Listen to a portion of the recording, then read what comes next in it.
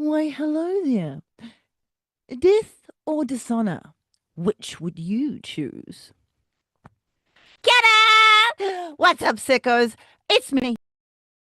And this is Don't Call Me Diva, where we only talk women's wrestling.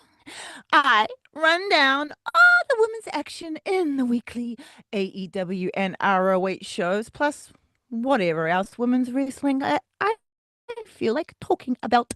Let it be known, everyone, before you enter here, that we live in the world of kayfabe in Divaville. It is episode 26 of our lovely little show. And if you need to know more about why, oh, you need to know more about moi and why we are here, go check out episode 1 in the playlist. How's everyone doing this week? I'm doing wonderfully, slightly out of breath from my elevator entrance. Really got to work on that. B. Priestley, remember B. Priestley? She has officially signed with Stardom, which is very exciting. I'm super happy for her. Slightly selfish reasons, because we now have that little forbidden door hallway that likes to open, between the two from time to time. And that could potentially give us a B versus DMD feud.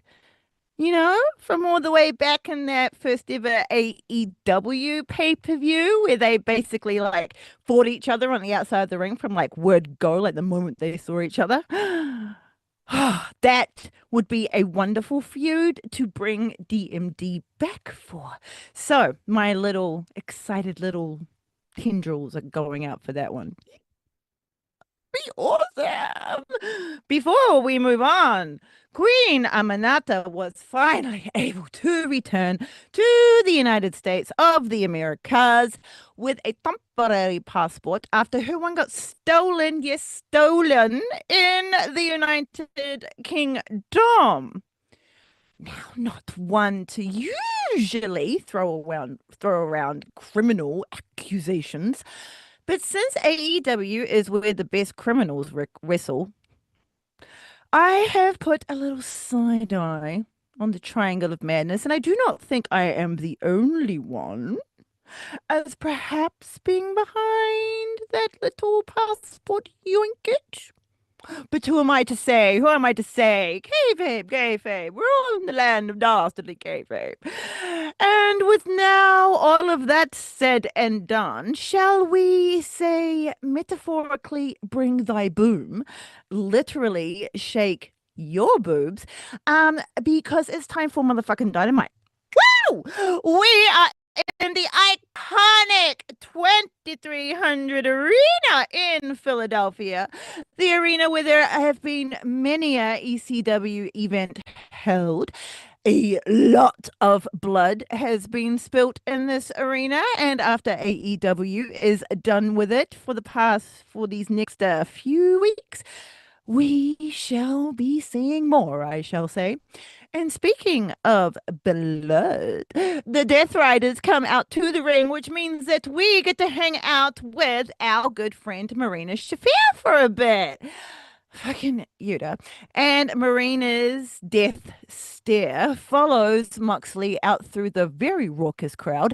Every camera angle that catches Marina's eye gets its own personal glare. I don't think that the Death Riders are desperate enough yet, but I notice that the longer they go through this trial of defeat, the more terrifying Marina is becoming. And if they get desperate and she's terrifying, I'm glad I'm on her side. That's just all I have to say. She I thought of a thought about Renee. We're not going there. She is in all black battle goodness and keeps her eyes glued on the action in the ring this whole time. Now, Mox is facing the dear Daniel of Garcia, who, along with Darby, has always been a bit of a thorn in Moxley's side. Marina, her rippling muscles and fucking Yuta, staunch Danny out when he goes to the outside, but Marina doesn't physically get involved, maybe due to the light the tight French braids, I should say, keeping her in line. Or it's the fact that the ref was right there, and the last time she didn't give two folks about it, she got kicked out. But she doesn't move. She doesn't move. Garcia is still not out of trouble, though, until a wild Daddy of the Magic runs to Daddy's side. Finally, someone is here to back him up. Danny Magic doesn't have much problems backing off FY, but Marina was a different problem, for she is the problem. Marina and her rippling muscles eventually gives ground and she too backs off. Little awkwardly, but backs off. Garcia was hitting Mox with a lot of dragon screws, and after one that went through the ropes, Mox falls to the outside, clutching at his knee, and Marina instantly sprints to his side. But Mox doesn't have a look of pain or even anger on his face. It's almost like a sadistic look of joy, you know, for Mox. He has a lot to say to Marina during this recovery time. She's listening intently, and for the rest of the match, they leave Danny alone. Actions after the match makes me think that Mox is perhaps maybe wanting to recruit this Garcia. This Garcia, as if he hasn't been around for ages. And that was maybe one of the things he was perhaps conveying earlier to our Miss Shafir. They exit through the crowd, leaving a very sweaty and very confused Garcia. The bad ass team of Megabird in action against the newly combined, like literally, and also figuratively, the masked Harley Cameron and the pastel grey Chris Statlander. Harley is not going to be intimidated from getting her revenge against Megabad. And having a good friend like Stat in her corner is a brilliant idea as a tag partner for her mission. Grey Stat is still being circled by the Death Riders, but she still seems more scared than mesmerized by Mox. And she seems kind of lost in her current quest for herself. It's not being fueled by the right emotions now. I feel like she doesn't want to go be completely good and like forgive everything. She doesn't also really look like she wants to go like badass lone wolf revenge. So Harley is a fabulous ingredient for some healing. Here's hoping. Mega Man comes out first. Both of them are crowned in gorgeous headpieces, as is tradition. Megan Bain is in her exquisite battle gear from Forbidden Door, but unfortunately for me, and hopefully for all of you, Penelope has her very cool purple and black super bag gear on. It's not her Forbidden Door battle gear, and I am sad. But just for a moment, because phase one of the coolest entrance in wrestling is completed. They make their way around the ring and then enter to complete phase two. Instantly, the world plunges into black and pink because the combined force, literally and figuratively, of Harley and Stat are here. And they have a pretty darn cool entrance themselves. The whole 2300 arena erupts into cheers as Harley and Stat make their way to the ring. Two insanely over wrestlers who are every crowd's favorite. Harley is in her Forbidden Door gear, and so is Chris. They have an adorable combined entrance into the ring that cracks me the fuck up. And this team, I could just gobble up and eat for lunch. They are just amazing. Please give me more Harley and Stat forever. The ref signals for the bell and the battle begins. Ford and Stat will be facing off against each other first. Penelope walks right up to Chris with all the attitude, no fear, and shoves her in the chest. Stat shoves her right back and sends Ford a flying forward, flying backwards onto her buttocks. This indignity activates Ford's bad girl, and when she gets to her feet, Penelope grabs a handful of Stats here and slams her into the mat. Ford walks over to Harley and pushes her in the face before walking backwards, mocking Stat's gun show, unknowingly into the real Stat, who has gotten back up to her feet. Penelope pays for her cheeky little actions and gets dominated by Chris, who wrestles her all over the ring and then drop kicks her into the first pin. But Ford is tough and she kicks out at 2. Being able to regroup, Penelope is on form for the next flurry of violence when Stat whips her into the corner. Ford clocks Cameron in the face with a back elbow and then boots Chris in the face as she runs in for the attack. Ford spins around Stat's body, maybe looking to put her in an octopus lock, but instead she just gets stopped mid spin and Chris splashes Ford down onto her knee for a back lariat super combo. Oh, Chris keeps a hold of Ford's arm and tags in Harley. Megan stands tall on the apron, as statuesque as ever, watching the battle take place and giving like snide little looks to the crowd who dare to be cheering on people other than her. Although honestly, I don't think she gives a shit. She just hates that they're cheering on like anyone. Megan stands tall on the apron, as statuesque as ever. Watching the battle take place, Stat whips Ford into the corner again, and this time she gets a kick from Harley to the back of her head. Harley springs over the top rope like a gazelle and sprints into the ropes to missile herself into Penelope with a stiff lariat as the crowd chant, "Feel the wrath!" A quick tag into Stat, and Ford might be in some trouble. I'm sorry, honey. A Russian leg sweep into Ford from Harley puts Penelope on the mat, and before she can get up, Stat catapults herself over the top rope and sentons down onto Penelope. They are done. They double team on Penelope with an assisted spinning body slam. Whoo, Cameron gets out of that ring and Stat goes for the pin, but Ford powers out before it gets to 3. Whew. Stat gives Ford a delayed vertical suplex that brings Ford down hard onto her lower back and hip area, and she just nopes the fook out of there. Tagging in Megan Bain while Chris Statlander gives the applauding crowd a gun show. But will it? Oh, but it will not be Stat and Bane facing off. It shall be Bane and Harley, because Harley demands the tag, and Stat, of course, obliges her friend, which stuns the Megasis, like the audacity of the bravery in this little kangaroo. The crowd are chanting for Harley, and Bane gives them a look of, "How dare you?" And then turns that look at Cameron and turns it into a disgusted look. Bane pushes Cameron around, tries to humiliate her a few times, and then pulls the test of strength. But Harley cracks her in the face with a headbutt, more devastating due to the mask, and Bane stumbles backwards. Harley runs in at Bane with a battle cry and body slams her into the corner turnbuckles. Harley then kicks and stomps on Bane, releasing a battle cry with everyone, planting her into the corner.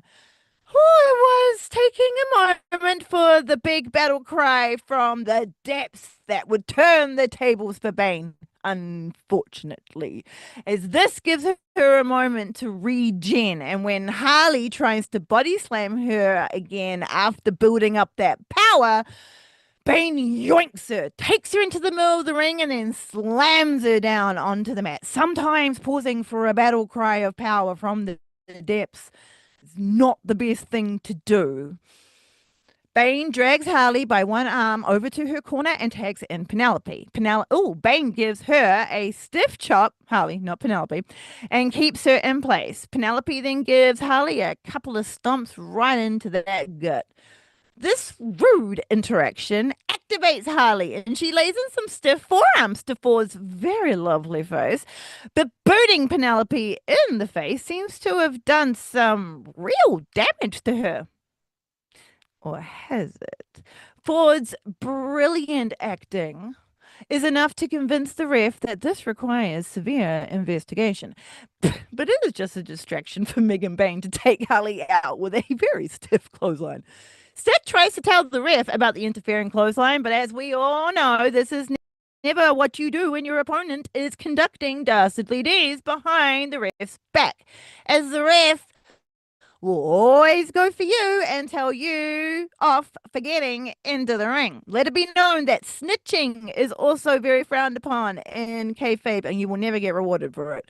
The best thing for you to do is just plan your revenge and use this ref bug to your advantage. Penelope drop kicks Harley in the back and takes her down for a fun and sexy pin, but Cameron kicks out at 2.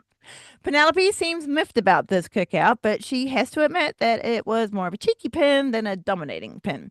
Penelope takes her by the head and throws her into her corner and tags in Bane. Bane takes Harley into the middle of the ring and body slams her into the mat a couple of times. The third time, Bane delays it for a little bit, walks around the ring with Harley in her arms while the boos of the crowd just rain down upon her. And Stat desperately tries to reach out for Harley for the tag. It all just leads to another body slam for Harley Cameron. And Bane drags her by the hair over to her corner and tags in Penelope Ford. They are quick on these tags. In comparison, they are the more what's that word? They are the more, I was going to say the more combined tag team, but you know what I mean. They've been doing it for a lot longer than Harley and Cameron have been together. Penelope continues stomping on Harley while the crowd are doing their best to roast the mega sis. It's not doing much help to Harley's predicament though. Penelope is taking her over to another corner as she was getting counted out of her previous one and has continued to stomp and kick Cameron until she gets counted out of that one for the illegal destruction. Penelope knows all the tricks though, and it's not long before she pounces on Harley again, standing on her chest and smushing Harley into the turnbuckle, taunting the crowd as she does. That rascally 5 count from the ref is back, and Penelope gets off of Harley. It doesn't get better for Cameron though, as she is again thrown into Ford and Bane's corner, and Bane gets tagged in. Bane chops Harley into a couple of corners, and this time the crowd use their chanting ability for Harley, who desperately needs it right now. It's not working. Harley finds herself in Megan's grasp again and gets tossed over her head and onto the mat via a cradle overhead belly to belly suplex from the Megasis. Bane tags in Penelope. Quick tags again, goes down on all fours and becomes the launching pad for Ford's standing moonsault. Penelope goes for the pin, this time with a lot more intention, but Harley's heart kicks out before the 3, which causes Ford to battle cry in frustration. Excuse me. A pissed off Penelope takes her rage and jams her hatred into Harley's back with her boot and pulls on her arms for more torture in the surfboard stretch. Harley's nose is bleeding, which is a tad worrying considering she had surgery on it only a few months ago. Noses take a redonkulously long time to actually heal, and she cannot be as reckless with her face as she has been. She bloody head-butted Bane with it. What a noodle. Ugh. I guess Reckless is just Harley Cameron's middle name. With a twist and a swerve, Harley breaks away from Penelope and can finally tag in Stat, who has been itching to get back into this match. Chris takes down Penelope. She runs at Bane, who has climbed through the ropes, and plants her in the corner when she came from. Stat missiles a running knee into the side of Bane's face, and instead of helping, Ford ends up hurting Bane as Chris sees her handspring back elbow coming and gets out of the way just in time. Chris smushes them both into the corner with a lariat, then drags Penelope out to the middle of the ring and slams her down with a blue thunderbomb into the pin. Do you know that Penelope has been with AEW since day one and has yet to earn a title? Rude. Anyway, Stat pins Penelope, but Ford uses her whole body to kick out at 2. I mean, she was away for a little while for personal reasons. But we're in kayfabe here, no personal reasons. Penelope cannot get off the mat though, so Stat kindly helps her. Penelope expertly backflips out of Chris's grasp and stumbles back into her corner. Bane manages to get to her feet just in time to make the tag. Penelope runs back at Chris for the misdirect, and it worked. Chris tosses forward at Bane, thinking this would take her out, but this is part of the Mega Bad's plan. Megan throws Ford back at Stat, and Penelope takes Chris out with a cutter. Superb double team move. Give us the bloody tag team tournament already. Oh, speaking of tournaments, we have exciting ROH news coming up. Wah! Megan Bain is activated with a battle cry as she deadlifts Stat over her head and takes her down to the mat with a thud via a German suplex. Megan keeps her battle cry going as she lines up Stat and takes her out with the Decapitator, her devastating running flying lariat. Bain pins Chris in what looks like a comfy little pin hug, but Harley won't allow such things to happen as she jumps into the ring and makes the save. The crowd cheer, but Penelope is quick to get into the ring and she just starts stomping on Harley. Chris has rolled over to the corner of the ring and Megan positions Harley where she wants her. Ford and Bain exchange a look and then they both climb the ropes. Ford climbs to the top and Bain stands on the middle. In sync, they take flight with twin moonsaults. But Mega Bad only find the mat waiting for them as they both come crashing down onto no one. Stat kicks Ford in the head, and Cameron gives Bane a running knee. Stat and Harley double team on Bane and take her down with an assisted pendulum facebreaker type movie, and Stat goes for the quick pin, but Ford recovers in time to make that save. Penelope takes Stat out with a crucifix bomb, which she does excellently, and Harley stops Ford with an equally excellent neck breaker. Harley's momentum gets drop kicked the fuck out of her by Payne, who rises to her feet with a what, people? A battle cry from the depths to only get taken out by Chris Statlander's discus lariat. Remember what I said about not every time is a good time for a battle cry from the depths? And that's another one.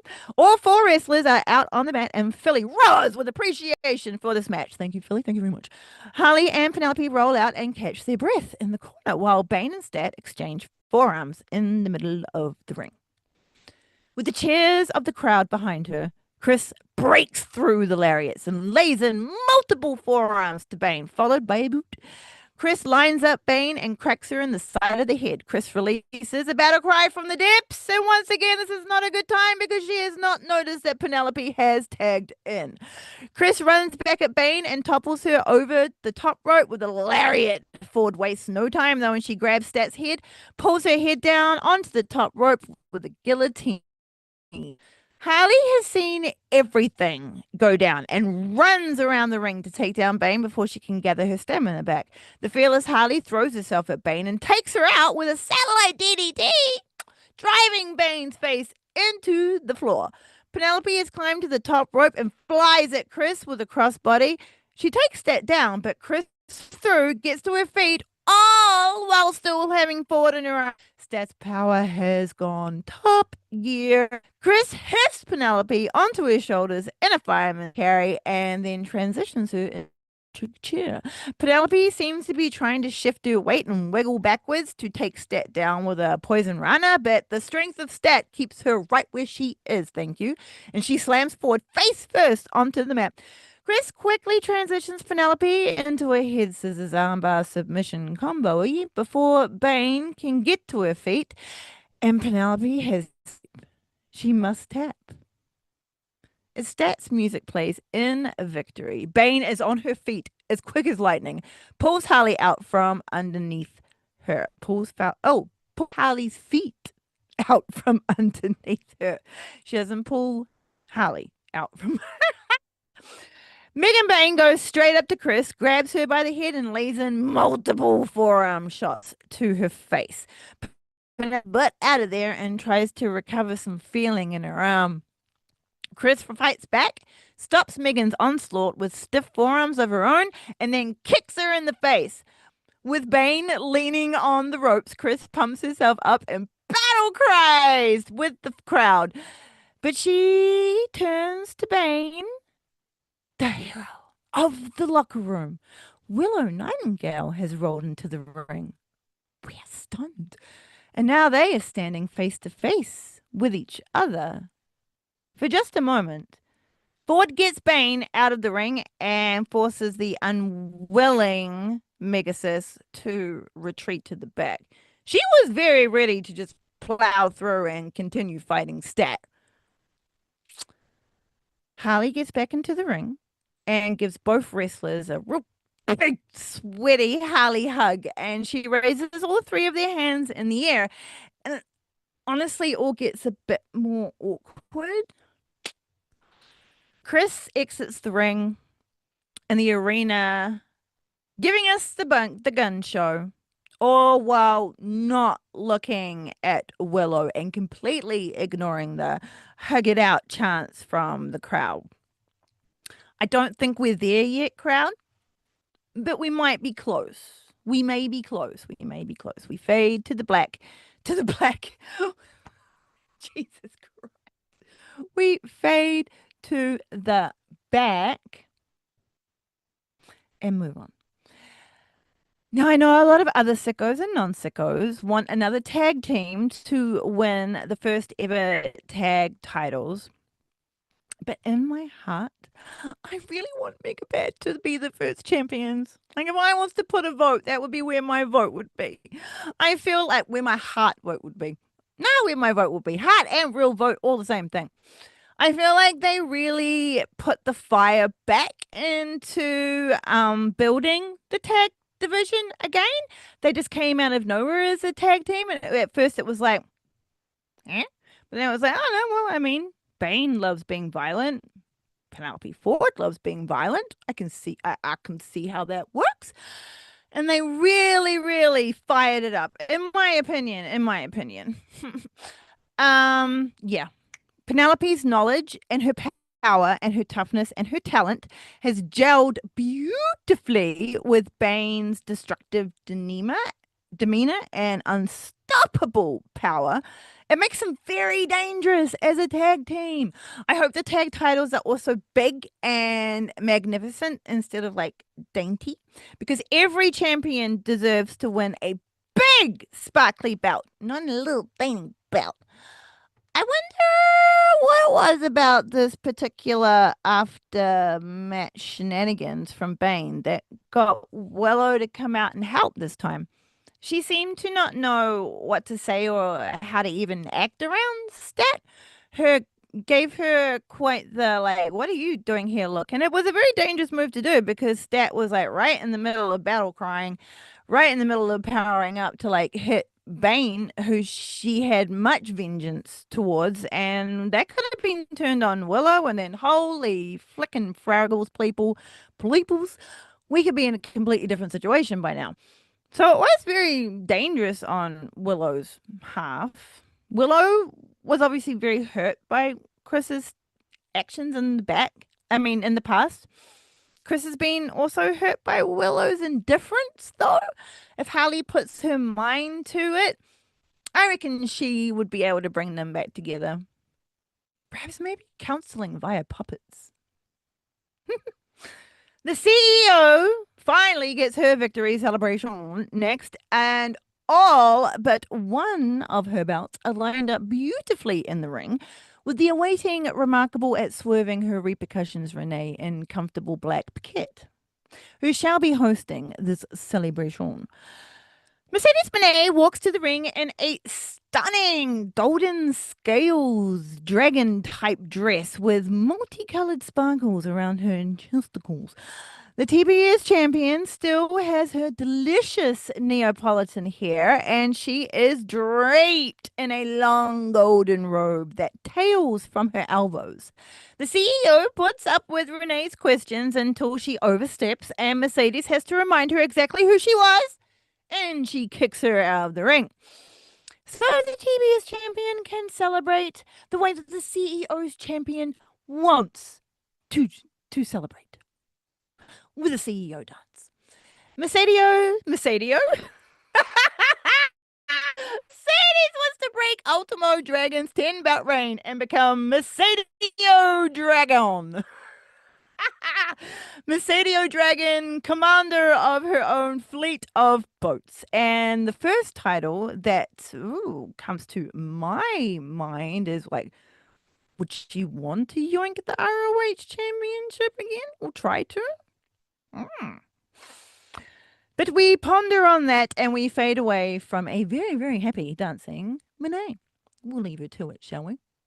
We get next a very, very passionate promo from our dear Mina Shirakawa, another dancing battler, with the timeless world champion by her side. She is addressing Athena and her match coming up for Death Before Dishonor.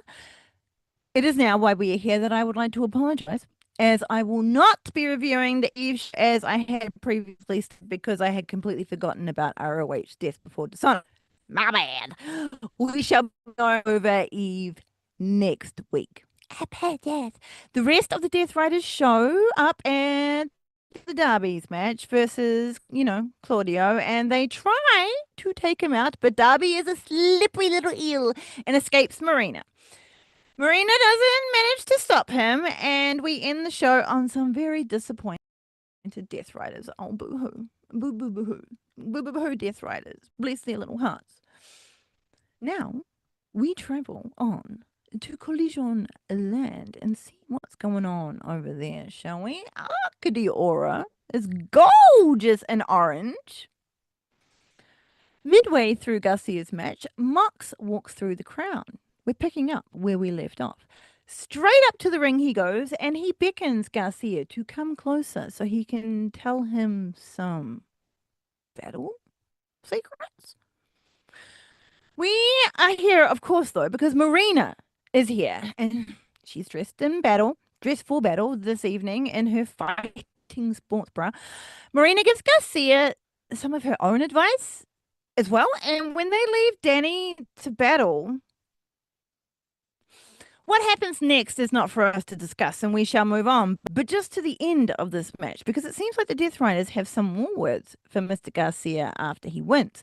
This time, Marina comes out with fucking Yuta, who has some words for the victorious Danny, while Marina scares the shit out of me by just like standing there smiling. She's smiling after he is done accepting the challenge on behalf of the team. Marina grabs fucking Yuta by the shirt and they leave ringside.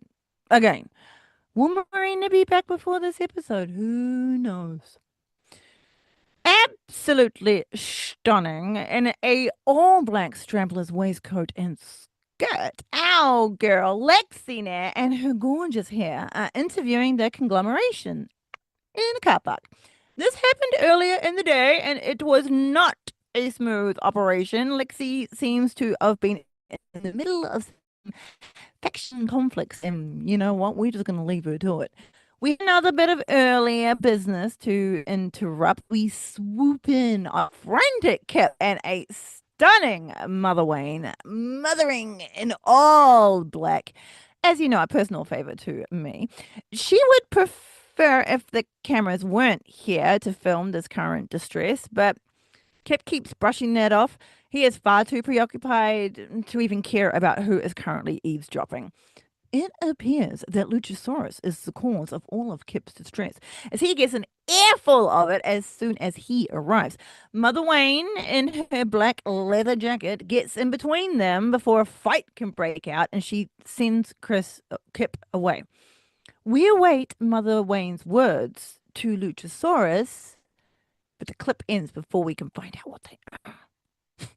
Next up, everyone, you gotta make sure you stretch before this one, because if you really power this one out, you can like pull a muscle. It's not the one you think it is, though. Next up, Windsor. Fuck, that's fun to do. She is having a battle against Ashley Vox, who we have spoken about before in an earlier episode. We will be seeing again. Windsor walks out to the ring to a cheering crowd who have very much enjoyed saying Windsor as much as I have. Alex Windsor is dressed in her red and gold battle gear, and she battle poses on the apron before giving us all another Windsor. Ashley Fox is very pumped to be here and has like little punk vibe inside of her as she battle poses with a battle cry in her blue and white battle gear. The bell rings and the wrestlers energetically lock up. Windsor wins the test of strength and shoves Ashley down. Windsor yells at her to come on in the spirit of, fight, confrontation. Vox rises to the challenge and lays in multiple forearms to Windsor's chest, but she gets shoved to the mat again by Windsor. This time, Vox gets to her feet and drop kicks Alex Windsor to the mat. Vox releases a massive battle cry from the depths and goes to crack Windsor with a forearm, but Windsor blocks it, grabs her arm, twists her around, grabbing Vox by the leg and then slamming her over and down onto the mat with a lovely fisherman suplex. Vox gets to her feet but stumbles backwards into the corner and is now the perfect target for Windsor. But the battle cry from Windsor alerts Vox to the incoming attack, and she escapes the corner in time to avoid the running Windsor. We are seeing a lot of examples of when and not to battle cry in this episode. Alex Windsor gets taken off her game for just a moment before she regains the match with a powerbomb and she locks on the sharpshooter. Ashley Vox instantly taps, and Alex Windsor is the victor. She basks in her glory until Tony Schiavone comes into the ring to address the things that Mercedes Moné had to say about her. Windsor lays it all out there in the ring, and she challenges Monet for another chance to take her TBS title away, which would take her further away from being Mercedes. We shall have to wait and see what Miss Monet has to say about all that later. Lexi Nair and her fabulous outfit are out in the car park again, this time with Briscoe and Adon. She also has some more words for Don while he is with two members of his family later on. But we don't need to linger here, so let's just doodle on, shall we? We just say, hello, Nick. Hello, Lexi. How you doing, Lexi? Do you need a coffee, Lexi? Are you all good? All right, carry on. Sidebar, if I may. And I've seen other people say this as well. It happened once on Dynamite, and never again, please. Please no more Twitter/X comments on the screen. Please, no. It's so cringe. So cringe. I don't care. I don't care. I just want to watch wrestling. I don't want shit popping up. Be shush on that, okay? But you know what's not cringe? Now, this one you really have to stretch for. Although, I'm always limber for Layla Gray.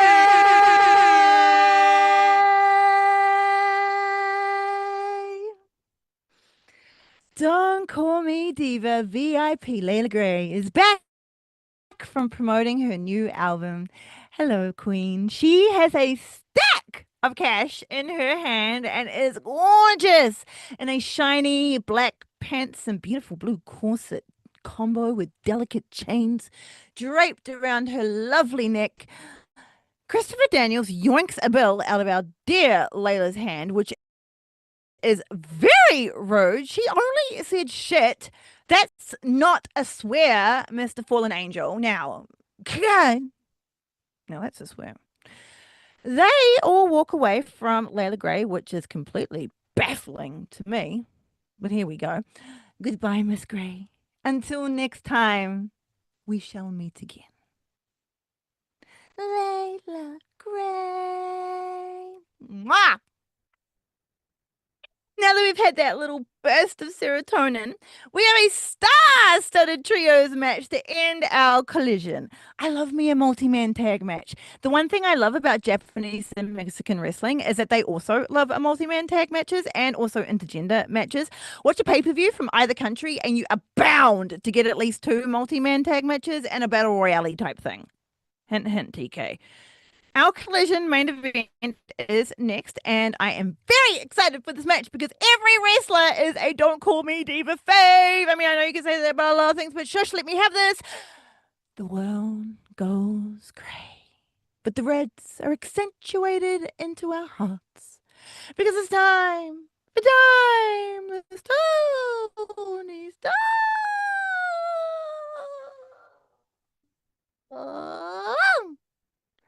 Our AEW World Champion.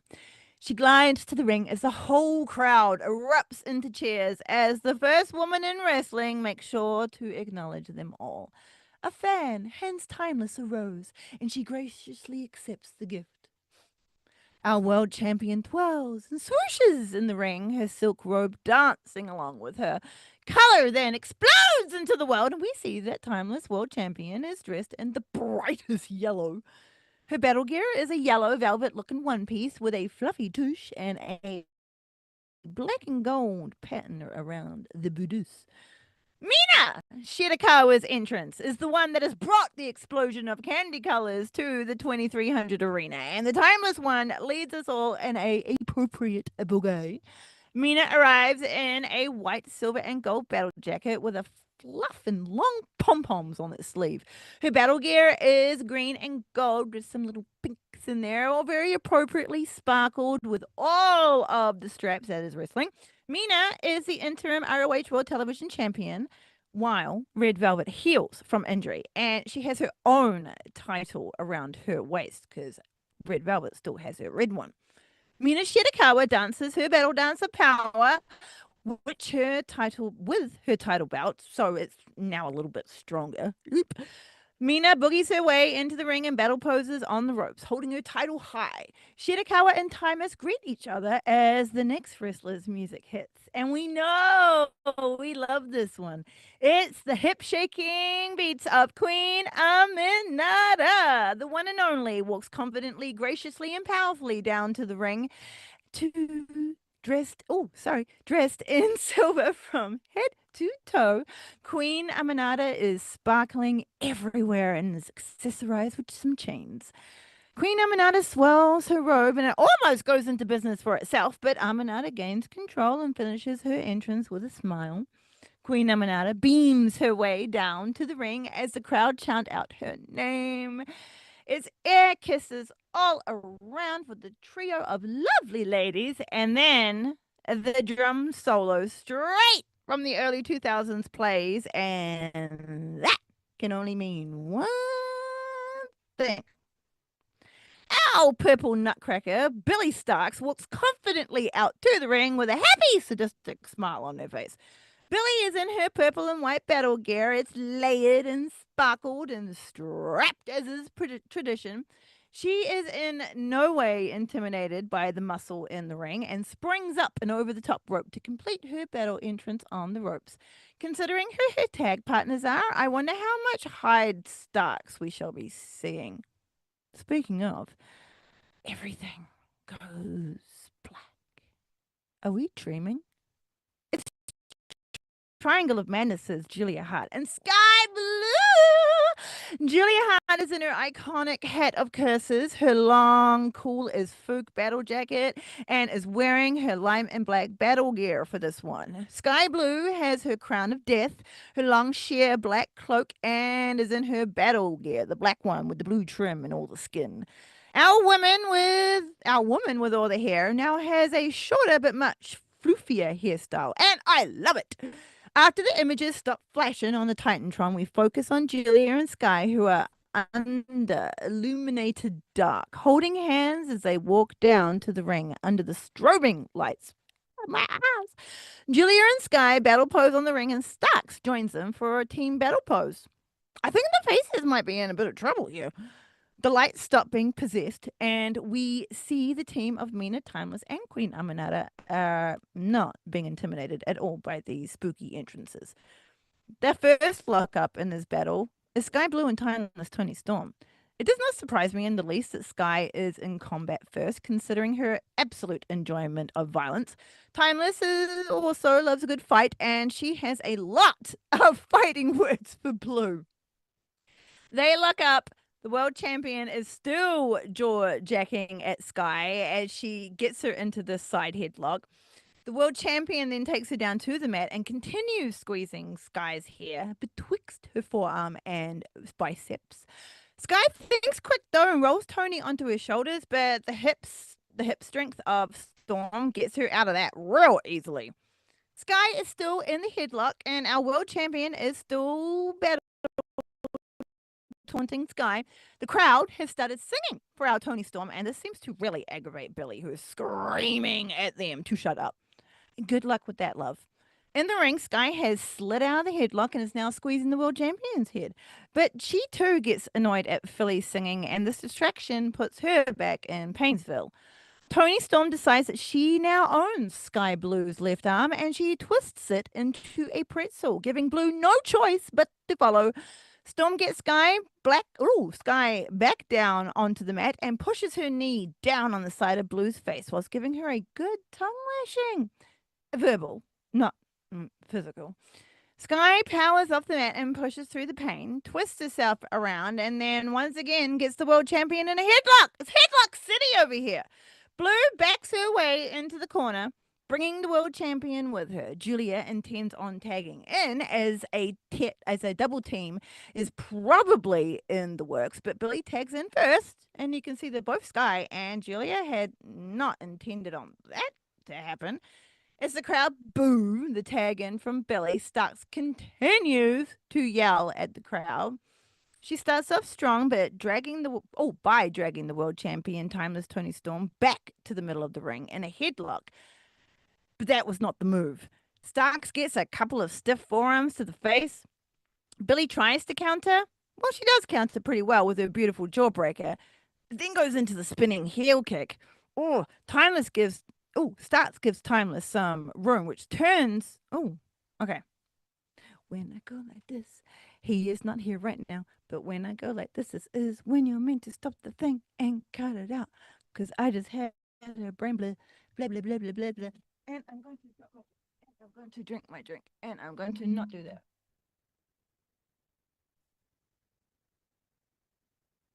Okay, that bad. All right. And I am starting from uh she starts off strong but dragging the world champion Timeless Tony Storm. She starts off strong, but dragging the world champion Timeless Tony Storm back to the middle of the ring in a headlock was not the move, and Starks gets a couple of stiff forearms to the face. Billy counters with her beautiful jawbreaker into that spinning heel kick of hers. Starks gives Timeless some room, though, which turns against her. And as comes running back at Tony from the ropes, she gets yoinked and Tony slams her down and onto her knee for a backbreaker. It's now Tony who drags Billy over to her corner and she tags in Mina for some fun double team action. See, if Billy had just let Julia tag in, she wouldn't be in this position, but she did, so she is. Billy gets whipped into the ropes and she catapults back into two elbows from two champions. The Timeless One gets into quite the sexy squat, and Mina tornado splashes down onto Starks and stays there for the pin, but she just gets a two. Billy's pain is not over as Mina gets to her feet, drags her by the hair over to her corner, and plunks Billy right there. Mina tags in Queen Aminata, and the crowd cheers! One and only chops the life out of Billy Starks. Queen Aminata accidentally, though, does Billy a massive favor by bringing her into the middle of the ring for a power move. Starks wiggles out of it, quickly rolls her up, which the Queen has to kick out of. But this gives Billy the chance to scamper for her life, and she tags in Julia Hart.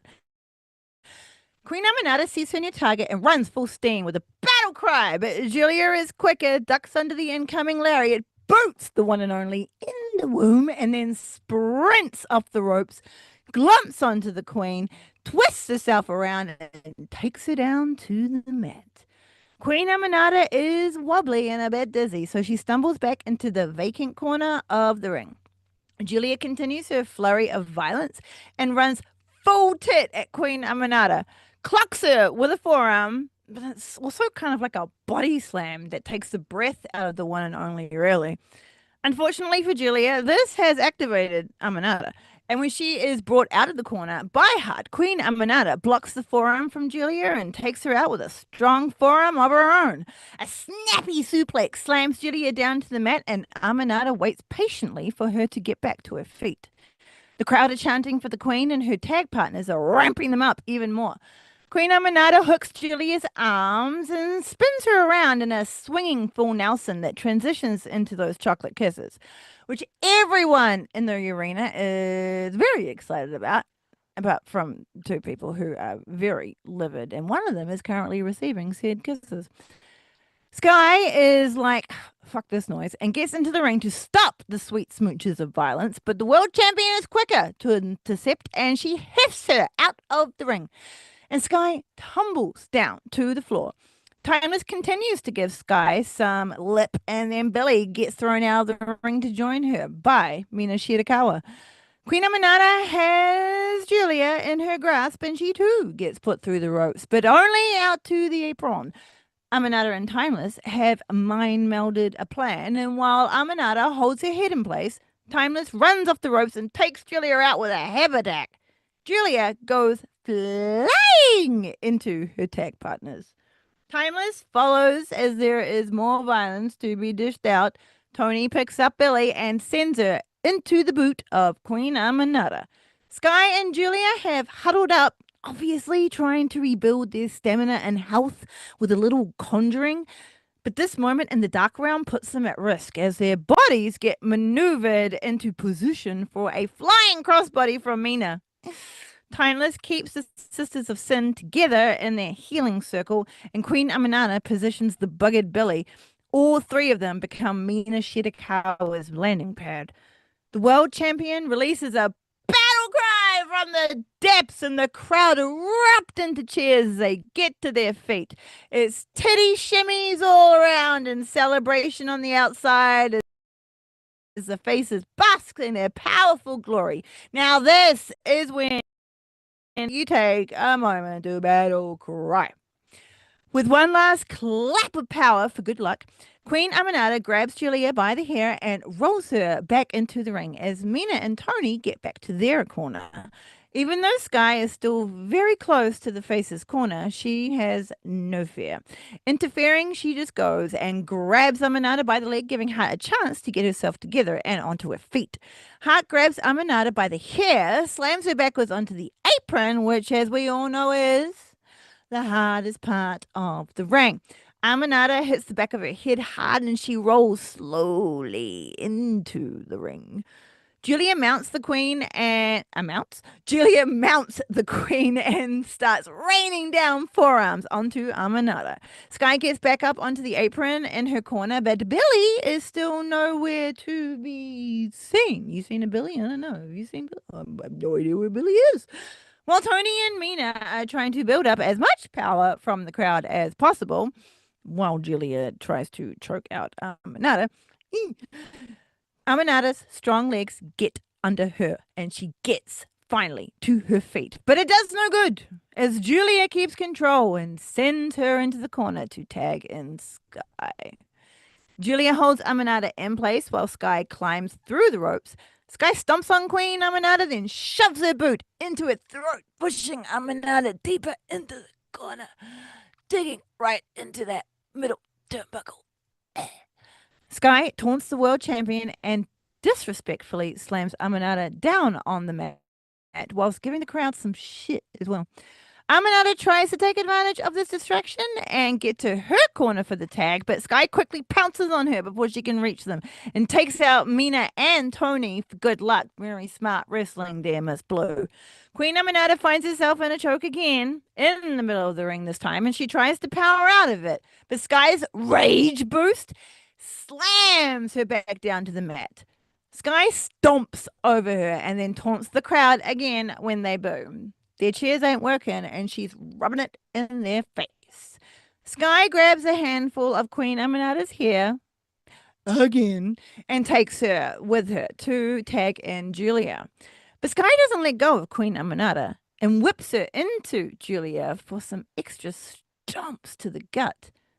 Julia awaits her, and when Aminata gets whipped into her again, Julia stops her momentum with double stomps and slams her down to the mat.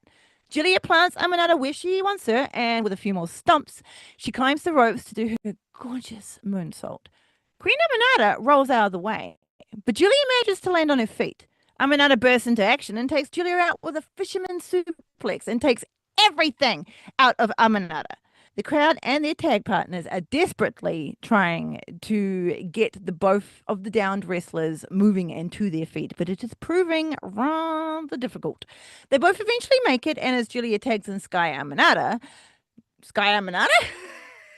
As Julia tags in Sky, Queen Aminata tags in Tony, and it's once again a battle between Blue and Timeless. But the world champion is 100% activated now, and Sky runs straight into a couple of shotgun drop kicks. With a battle cry, Tony takes out Billy, just in case, and then hits Blue over her head with a German suplex.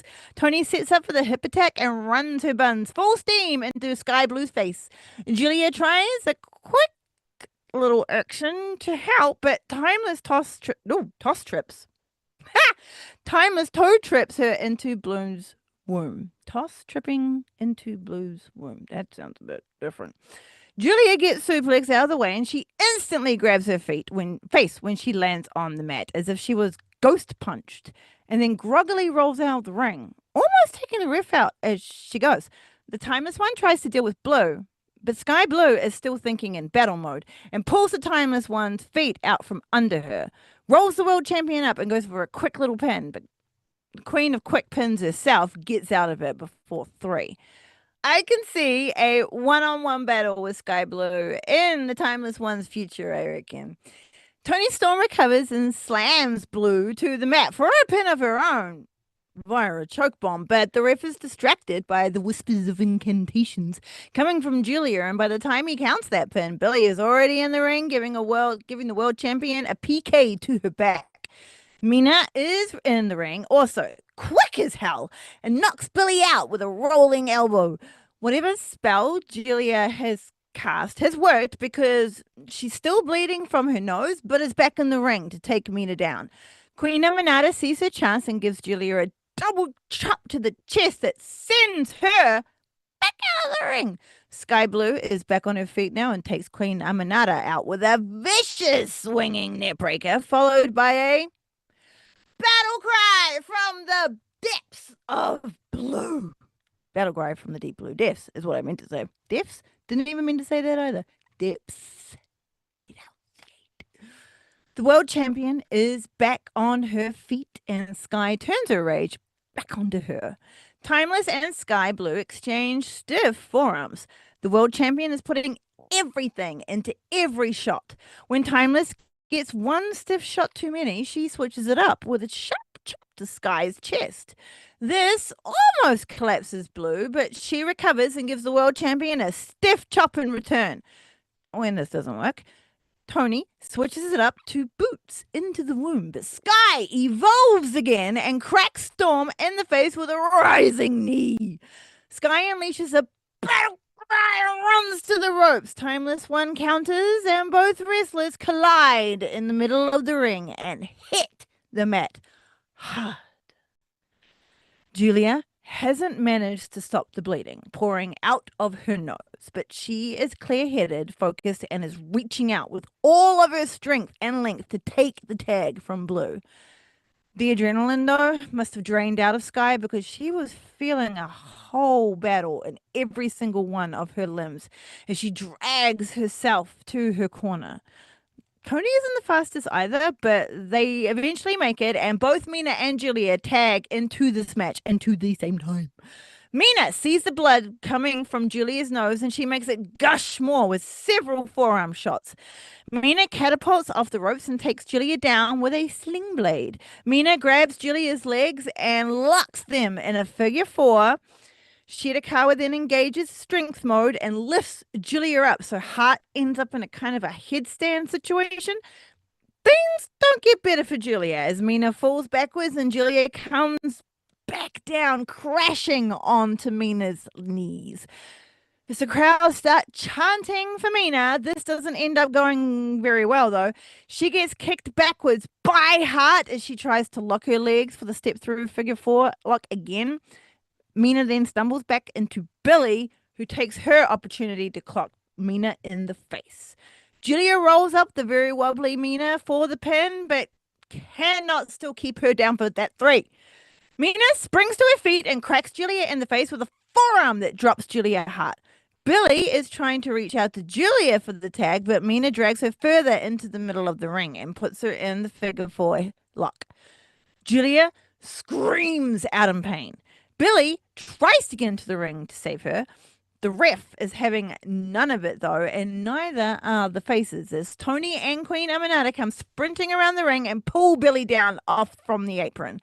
The ref is now completely distracted by these shenanigans and gives Sky the perfect opportunity to get into that ring and help her sister of sin out by rolling her over, turning the submission onto Mina with one fluid motion. Sky then rolls back out of the ring completely undetected.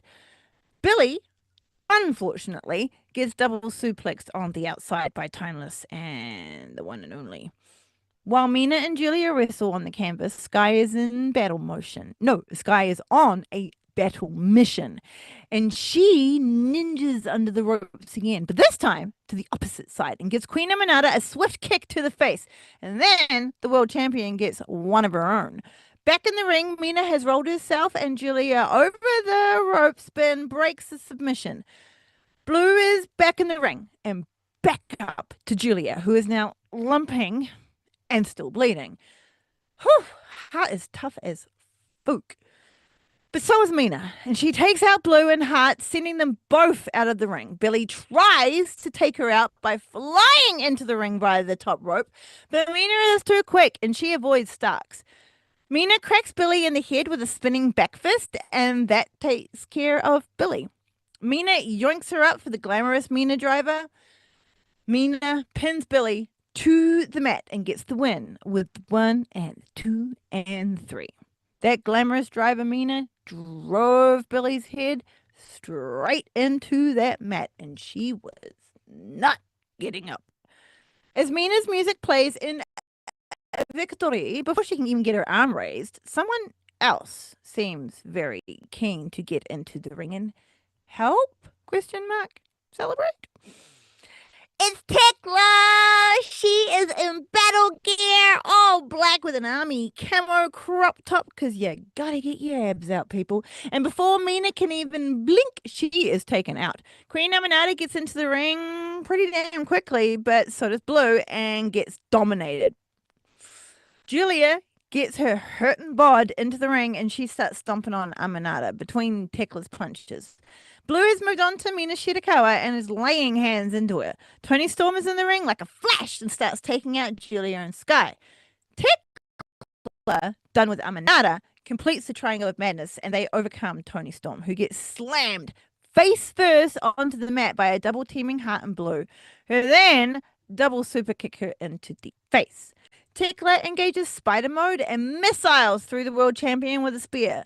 Mina Shirakawa and Queen Aminata get the exact same treatment, and all 3 members are taken out as the crowd boo with their displeasure. The Triangle of Madness's music hits, and even though they technically lost, they stand victorious in the ring. My girls kick some butt, and we leave Collision with the Triangle of Madness basking in their glory. That was mean of them, but that was also awesome. Here's hoping our Queen of Darkness, our Sister of Spells, Julia Hart, manages to heal her poor little bod before the next fight. But even if she needs to leave it out for a little bit, her girls Tekla and definitely Sky Blue have her back.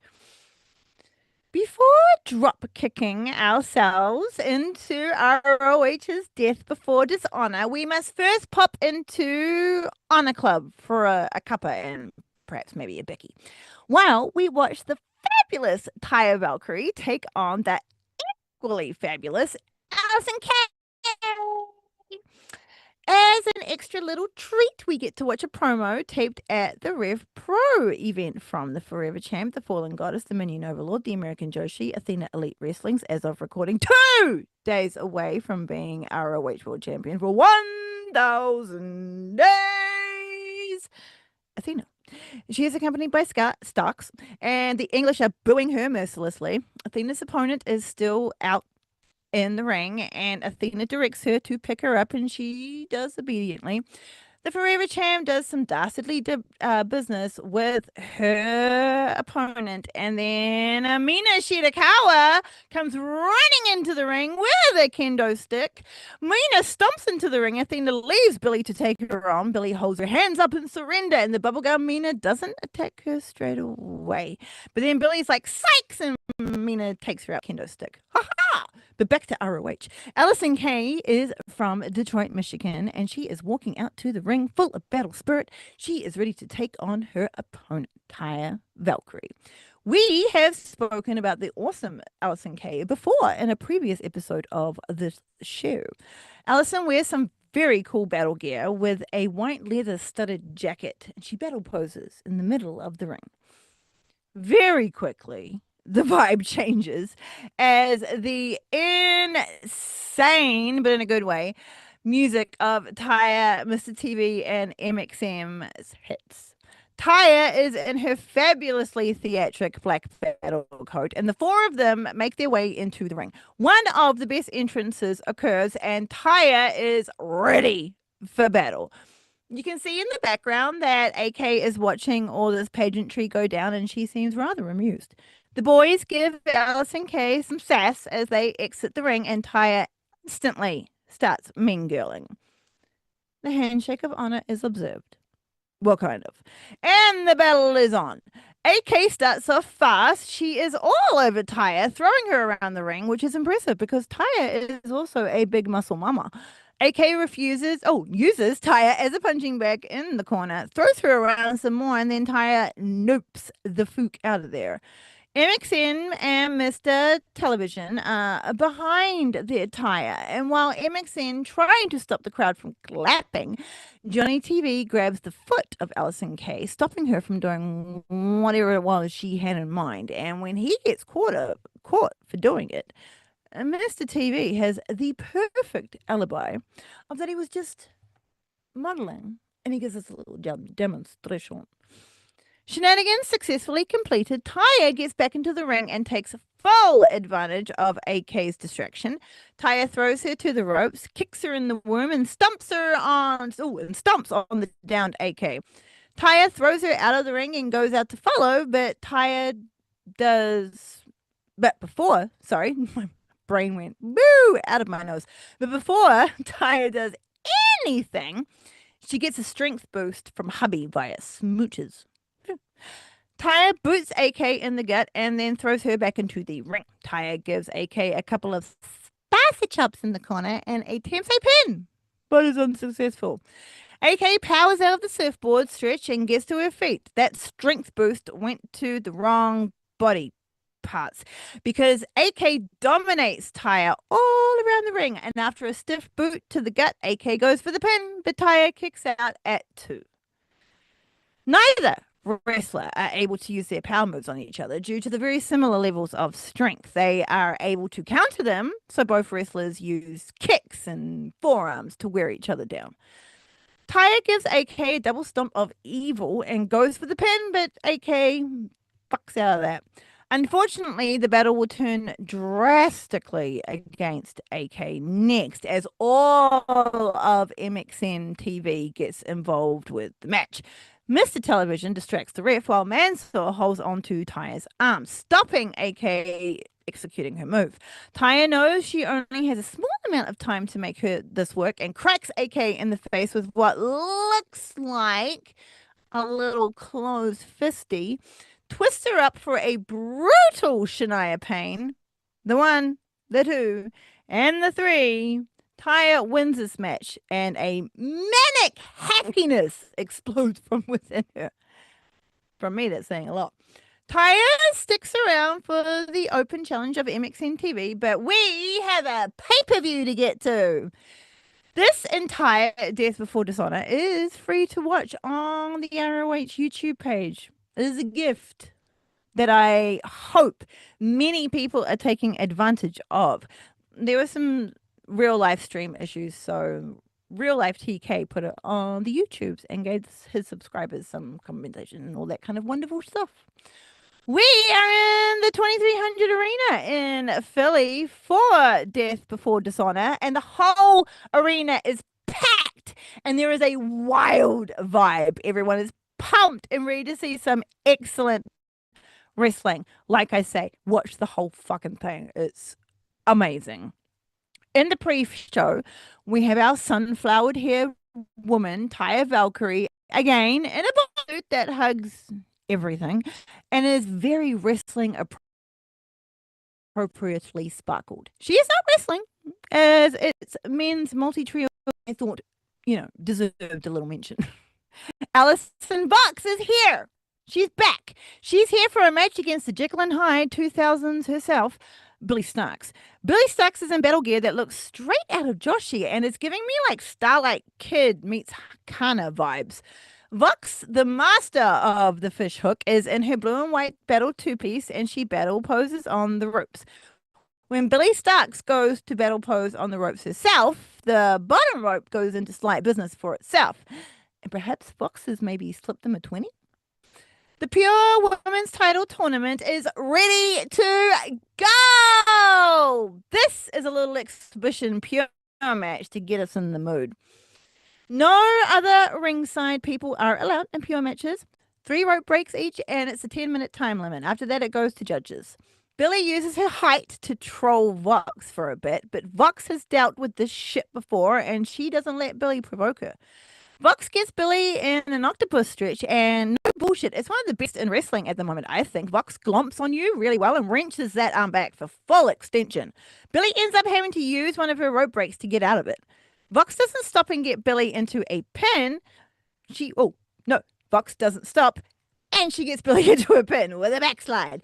But Billy powers out at 2. Vox makes Billy have to kick out again with a victory roll into another pin.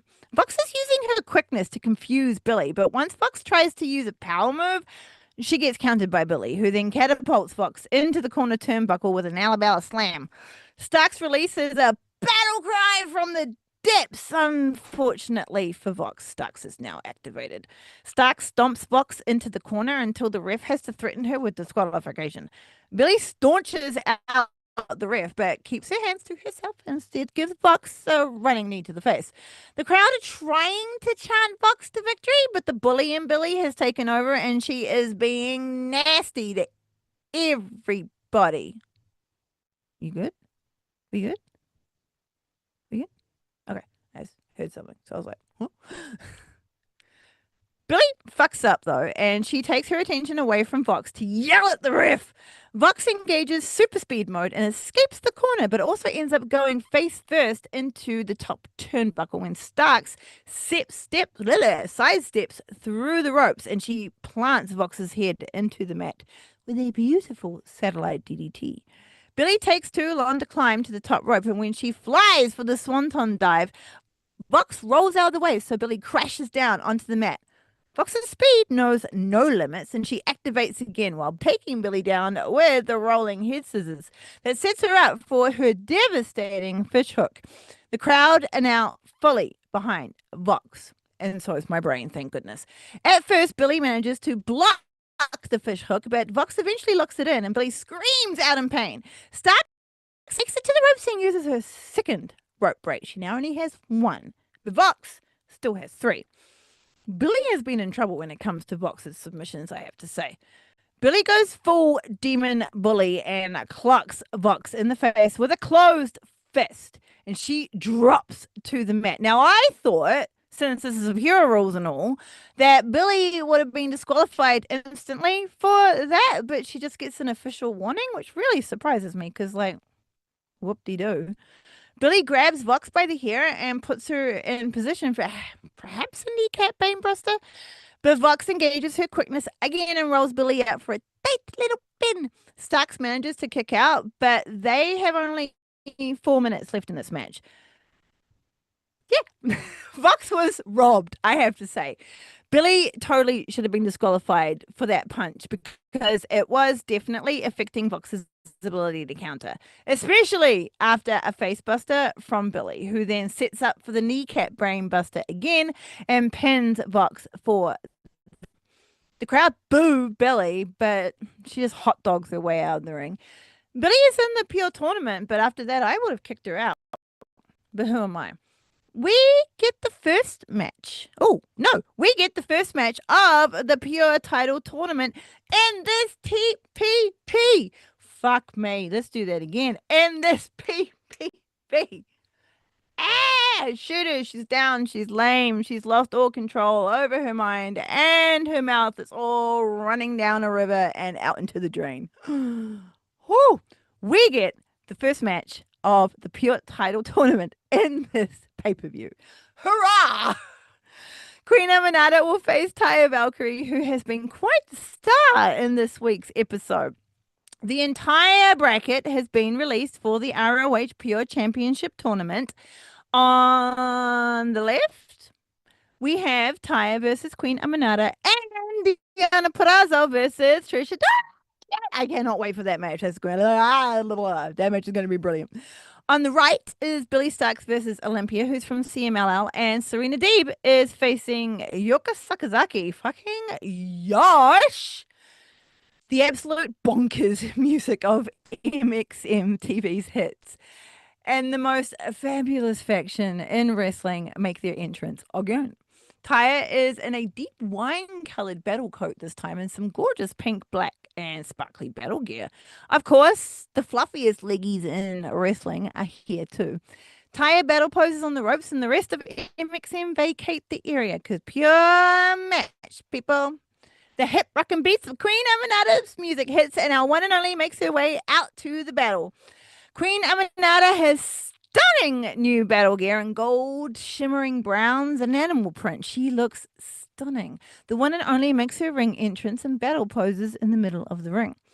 Handshake of honor completed, and the crowd starts this match off with chants of Queen Aminata. It's pure rules, baby. And Taya uses her first and second rope break pretty damn quickly. Taya seems to not really care, though, as she is too busy arguing with the crowd. Taya gets the first pin, but it doesn't go too well for her. After Queen Aminata kicks out, she takes down Taya and feeds her some chocolate kisses. An absolutely dazed Taya then gets a stiff running knee to the face from the one and only. Aminata sends Taya into the corner, lines her up, and runs in with a heavy lariat, sending Taya to the opposite corner again. But Taya is not interested in another murder hug and gets the fuck out of there. Queen Aminata gets hung up on the ropes after a high kick to the side of the head from Taya. Valkyrie then runs up, slides underneath Aminata, and German suplexes her onto the mat as Taya slips through to the outside. It's a very impressive move that really slams the back of your opponent's head into the mat. I like it. I like it. Taya's dastardly deeds and shenanigans all over the outside, putting Queen Aminata in many illegal positions, utilizing the apron's extra hardness to get more damage from stomping on the back of Queen Aminata. Not very pure and or honorable, I have to say. Queen Aminata cracks Taya in the face, but it doesn't knock her out. Taya absorbs the hit, yoinks Aminata, and then slams her into the mat for a pin, but it was a heavy slam, but the Queen kicks out defiantly at 1. Taya Valkyrie kicks Aminata out of the ring again and then boots her in the butt on the outside. I thought this was a pure match, people. What's going on here? What's all these shenanigans? Taya leans Aminata up against the steel steps whilst grabbing one of Queen Aminata's legs. Taya looks her dead in the eye and boots her in the punani. Definitely not pure and or honorable. Aminata goes down and the crowd rightfully boo Taya.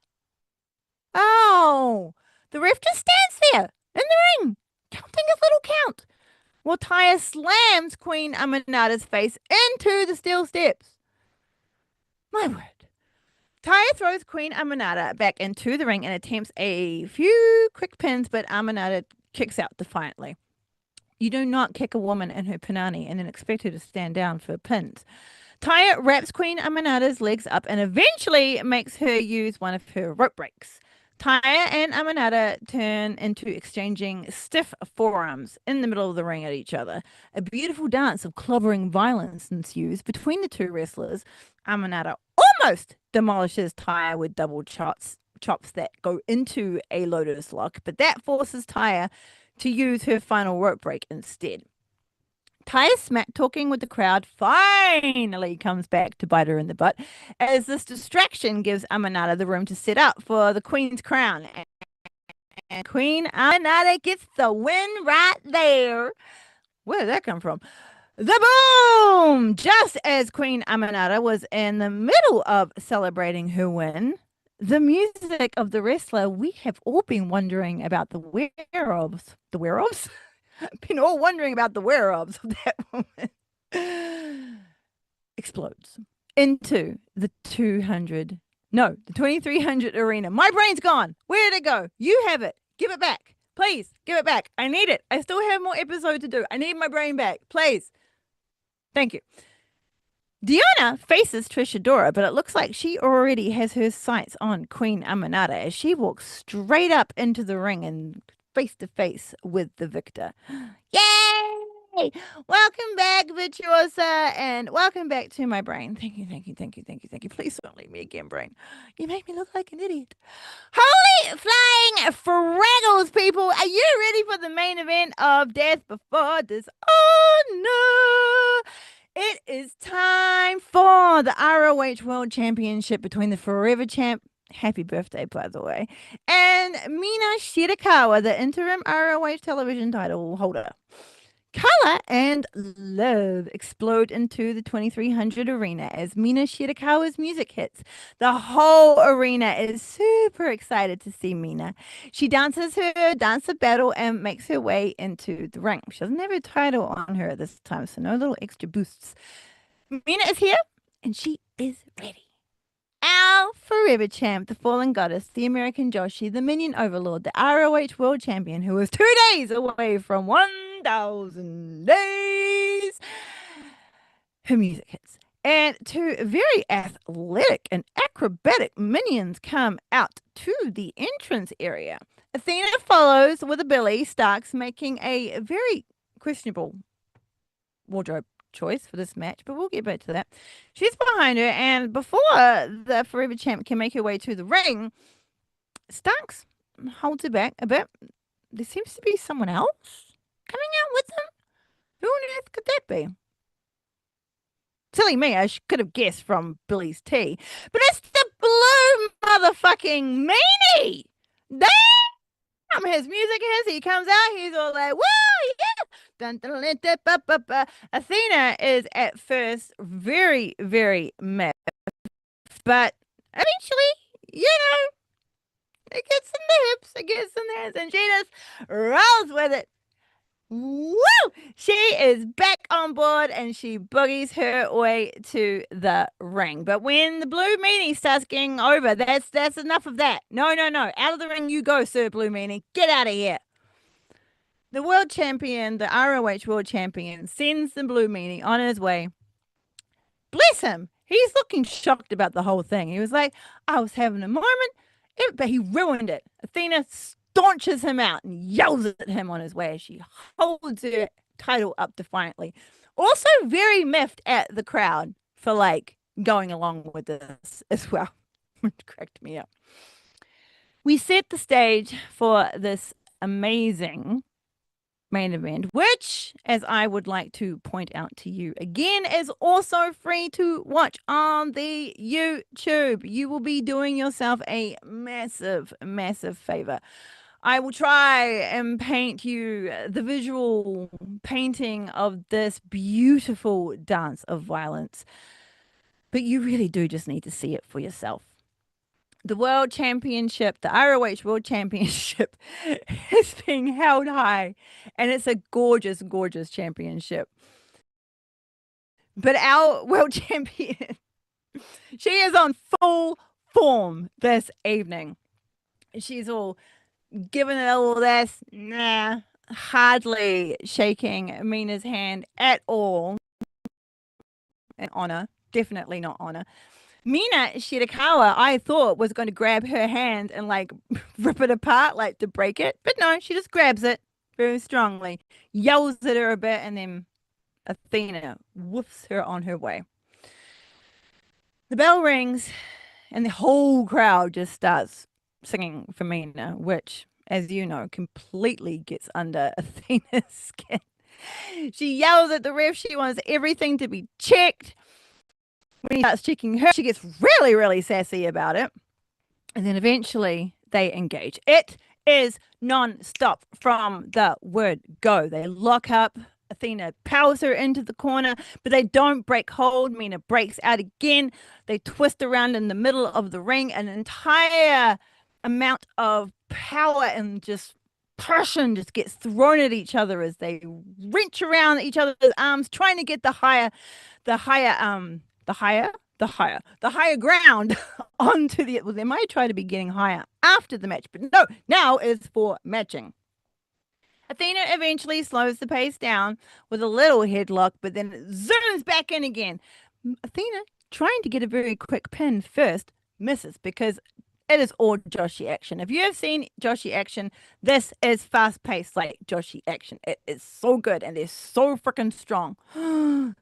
Knew I wouldn't be able to do this much justice, but oh my god, it's so amazing.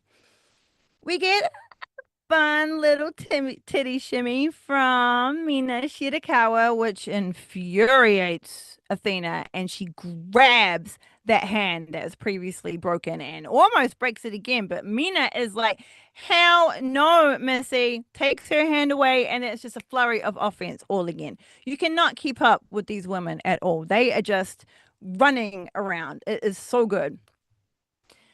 Eventually, Athena gets a bit miffed. She has to take a bit of time out, as all good champions do. She needs a little chat with her minion. In between the ropes, this is all, fine. We don't have any rope break, shenanigans going on here because this isn't pure. She can be a rope break as much as she wants. Eventually, she gets back into the ring. The crowd have been giving her absolute shit because they're absolute bastards. And Mina is also taunting her. She does it even more with some more dancing in the ring, which really, really maddens Athena. And she tries to get it in on her, but every time Mina is just booting her back, locking her head in. It's not going well for Athena at all. And they're pretty matched. They're pretty damn fucking matched through this whole goddamn thing. A couple of times, I have to say, I was actually really, really worried about Athena losing her title before it even got to like 1,000 days. Athena is working, Mina is working super hard on weakening that knee for her figure four leg lock because if she's going to get the win on the champion, I think it's going to have to be a submission. I don't think she will stay down for a pin at all. Athena gives herself some more room by rolling out to the outside, thinking this is going to help. But Mina is out there with her. She's got the crowd on her side. All of her confidence is like raised to the roof because she's seeing that the world champion is quite hurt.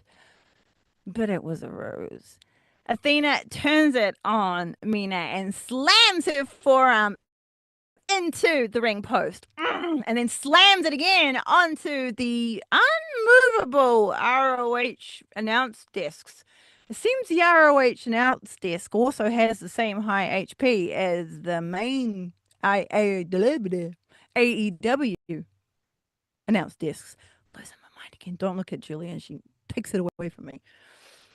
After these shenanigans on the outside, which were quite a lot, I have to say. She gets her hand multiply slammed into that announce desk. Athena then throws her into the steel stairs. Those steel stairs have been they've been in the business this pay-per-view, haven't they? You know what's not in the business? My brain, because it's not reading things. Oh my goodness. I'm going down. I'm going down, Shane. I'm going down. Hang on a second. I need to take a break. I need to take a drink. Oh dear, I'm getting all flustered. Getting all flustered over here.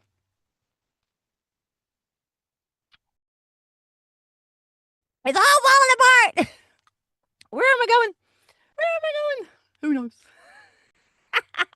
You know what it is? It's like, where am I going? What am I doing?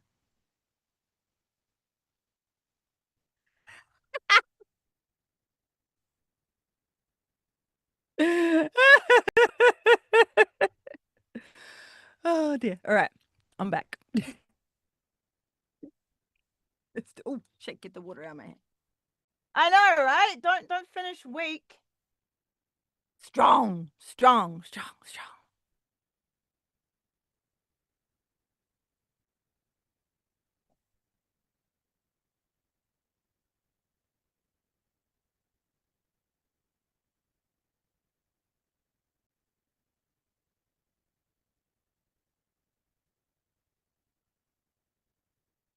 Yeah. I was gonna yeah, for the end. Yeah. Yeah. I was gonna round it off with a to that because yeah. No, no, no. It's all good. It's all good. You were just checking in, just making sure. I appreciate it. I appreciate it. Ah, exactly. Which I like that about us. All right. It does. It does. It really does. All right. Focus, woman. Focus. The dastardly deeds, unfortunately, are not done for our dear Mina Shirakawa, and the steel steps play their part again. Athena shoves her hand in between the stairs and the ring and runs full steam, missiling into those steps, and Mina screams out in pain. I mean, she had to know that this was going to be a weakness, and Athena was going to capitalize on this in any way she could. Maybe try and break the whole arm this time. Oh dear, but still, this is some extra brutal stuff. Athena only had to go there because she's really getting taken to her limits during this match. Even Billy, after this, has to like push her back into the ring to get her started. Mina, Athena comes into the ring and boots Mina in the face to try and capitalize on this pin. But even her pin isn't really that strong, and Mina still breaks out before the 3 count. Athena then starts feeling herself again. She leans on that arm that she just smushed and starts giving her own little, Mina titty shimmy.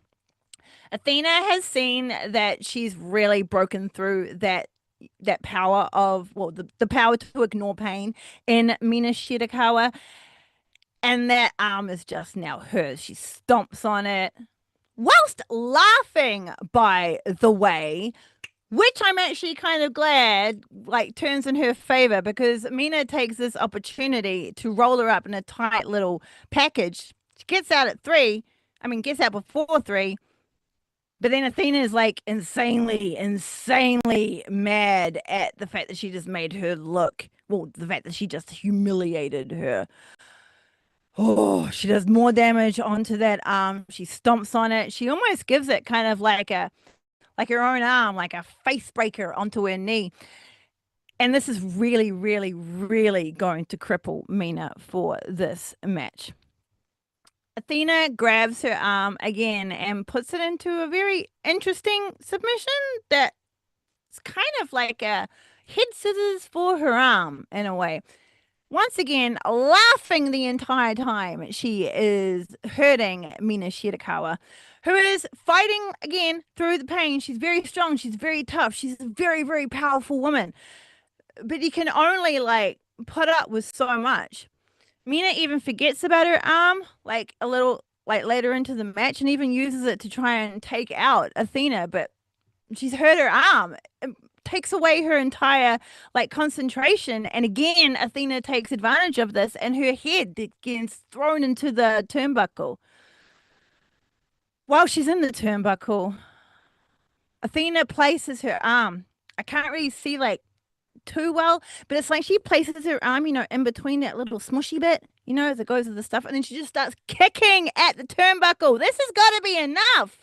This has got to be enough. The ref has to do something about this. Mina rolls out of the ring, because Athena still technically can do this until 5. She just flops there, just holding onto her arm. Athena is in the middle of the ring with her little hands and her little footsies flailing in the air. And once again, she's just feeling herself. Athena goes out to the outside, obviously planning on doing some more humiliating damage to Mina. But she has given Mina quite a while to recover, and Mina Shirakawa ends up taking advantage of the much smaller amount of space that they have for this Ring of Honor like match on the outside. It's a lot smaller, it's not so wide. She uses that to advantage and her quickness, and she turns it on Athena, who goes slamming into the barricades. Mina manages to get inside of the ring before the 10 count. Is it a 10 count or is it a 20 count in Ring of Honor? Oh my God, I should have double checked this. I think it's actually a 10 count. I mean, a 20 count for Ring of Honor. She manages to get in before that count and awaits the champion to roll in. Once the champion rolls in, she should have known that she should have kept her eyes on it because this is her move. Mina stomps the life out of her and goes for another pin. She goes for another pin after a long time of thinking about it, though, and Athena manages to kick out. Athena is hurting. Though breath is out of her. Her knee is still giving her shit. She's limping around the ring. She's still trying to kick with it because she's a badass. But Mina catches the limping leg and takes her down, putting her in the move that we had Julia in earlier. The old figure 4 arm thing. Pulls Athena up onto like a headstand and then catapults her backwards, really wrenching on that knee and kind of getting her back, her lower back with her own knee as well. Athena is in a lot of trouble now, but so is Mina. She has to take a little while to get some breath, but she drags the one and only, the forever goddess, the forever champion over to the ring post, and I think we all know what's coming to Athena next. Outside shenanigans are just free reign, it seems, at this moment. Mina twists her AEW's Athena, she twists her leg around the turnbuckle and goes to put on the hanging figure 4, but dear minion Billy is here to take her out and tell her to stop all of that shenanigans. This distraction didn't go well, though. And might be a little thorn in the minion, the minion mentor leadership. So Athena has managed to quickly get herself away from that ring post. She doesn't want to give Mina Shirakawa any ability to come back and put that hanging figure 4 leg lock on her. Ugh.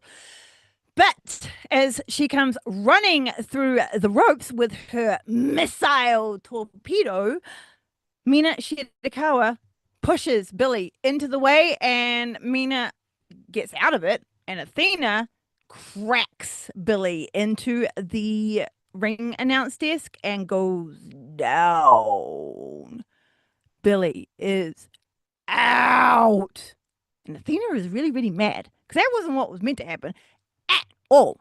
She grabs her by the hair, throws her back into the ring, but as she goes to grab her, Mina Shirakawa head scissors her to try and take her down with it, but Athena's strength wins the battle. And while Mina is like around her legs, with like a head scissors thing, Athena grabs her by the arms and just swings her into the barricades, and she hits hard. These wrestlers have been throwing absolutely everything at each other. Mina Shirakawa wants this win. She wants to beat Athena. Athena doesn't want to lose this at all. This is her title. She's 2 days away from being champion of 1,000 days. But this knee issue is really testing her strength. She comes back into the ring. Mina is already in there. She takes this opportunity to dragon screw Athena's fucking knee. Even worse, she gets her into the ring, locks on that figure four leg lock. Athena tries to get out of it, attacking that arm again. It's still giving her trouble, but it ain't going anywhere. Mina is locked on. The problem with having a fucked hand, though, is that you can't really push against the mat to keep you in place.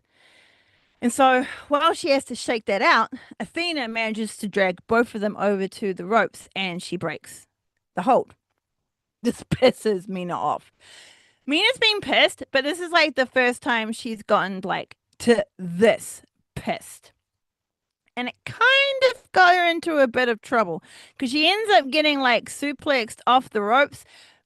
But she just gets up with a battle cry. She's fucking activated. She does the same thing to Athena. You think Athena's out, but Athena just gets activated and she battle cries. And they both throw each other into each other and then collapse into the middle of the ring. The whole arena is on their face with applause, applauding this absolute mission of a battle. Is anyone even going to win? Are they just going to end up knocking each other out and then that's just going to be it? Whew. Like I say, please, please, please go watch this match. It was one of the best main events I have ever seen. We get so freaking close to a Mina Shirakawa win. She can almost taste it, but it's not meant to be. It's not meant to be at all for our dear Mina Shirakawa. Athena uses all of the tricks in her dastardly little book, and even though she is beaten and down and limping and absolutely fooked, she manages to powerbomb Mina down, slowly climb up to the top rope. And with the biggest battle cry, and everyone looking on in absolute horror, apart from me, of course, Athena flies at Mina Shirakawa and takes her out with the O-face. Even the entire arena can't help but get on their feet and applaud.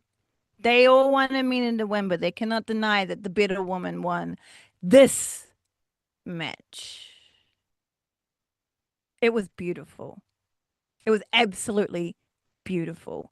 Every single move that they had in their arsenal, they fucking threw it at each other, leaving both, like, even after the pin, like, both down on the mat, just dying.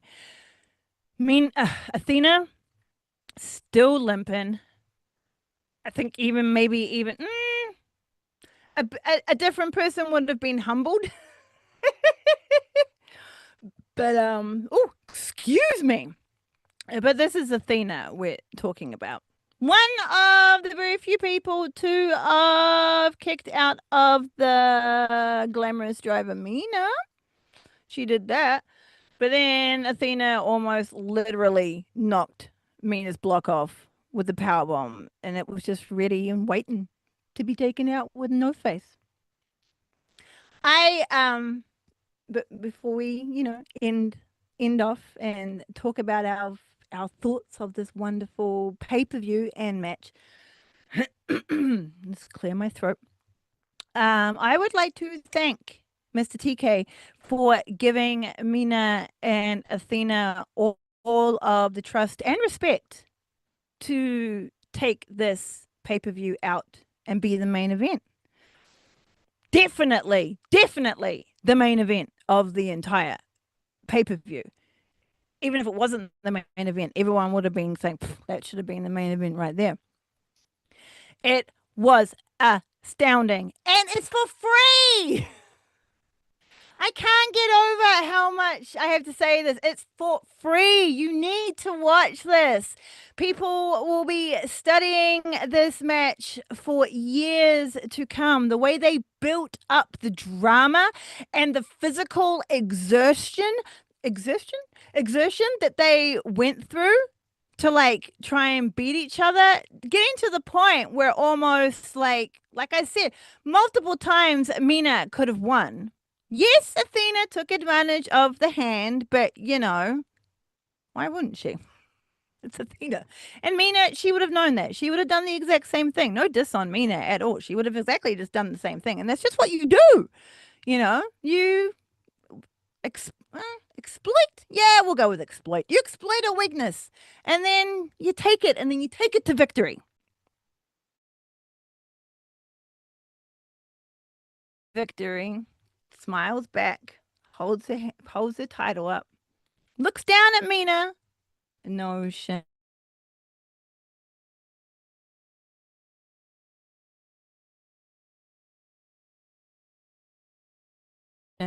Watch it, people. Watch it, watch it, watch it, watch it, watch it, watch it, watch it. It was an great. It was an amazing, amazing match. And I loved it. Thank you, Mina and Athena, for putting on a brilliant, brilliant match. So, yes, we have come to the end of our episode. What are your thoughts on this amazing match? Please tell me what you think of it. Go watch it. If you haven't, go watch it again. If you already have, I definitely recommend it. If you so wish, you can leave them as comments in the appropriate sections of wherever you are. And if you would be so kind as to like and subscribe whilst you are there, I'd be very grateful. You can find me lurking threads at Bex_Bastet and under a tree at Blue Sky-Bastet. And also please follow us on TikTok. It's the show. Don't call me Diva. Thank you, as always, goes out to my hardworking producer, Shane. He does promotion, he does editing, he does it all. He's a wonderful extraordinaire of all the jack of trades. Go check out Ethos Media if you would like to check out some more diverse content. Join us at sickosclub.com. I have the, hang on, jumping here. Wah! Get your titties in there. We can't do it. We are rocking the OG S Club. Yeah, I guess it is S Club.